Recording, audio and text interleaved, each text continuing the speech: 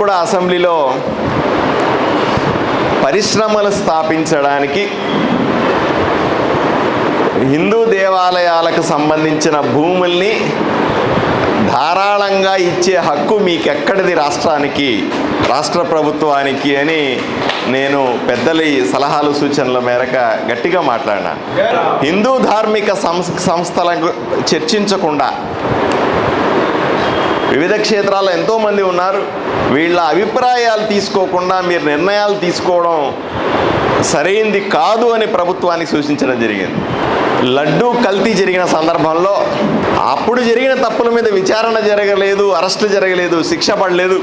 మనకు కావాల్సింది దీన్ని రాజకీయం చేయడం కాదు, నిందితుల్ని పట్టుకోవడం, కఠినంగా శిక్షించడం అనే అంశాన్ని అసెంబ్లీలో మాట్లాడే అవకాశం నాకు ఆ చర్చ సందర్భంగా వచ్చింది. వీళ్ళు వీళ్ళ మీద నిందించుకుంటా ఉంటే ఇది రాజకీయపరమైన అంశం కాదు, ఇది మతపరమైన అంశం, మత విశ్వాసాలకు సంబంధించిన అంశం, హిందూ మనోభావాలకు సంబంధించిన అంశమని చాలా స్పష్టంగా అసెంబ్లీలో చెప్పినాను నేను. శాశ్వతంగా నా హిందూ ధర్మాన్ని కాపాడుకోవడం అనేది ముఖ్యమైన ఉద్దేశంతో భారతీయ జనతా పార్టీ కార్యకర్తగా మాట్లాడిన అంశాలు.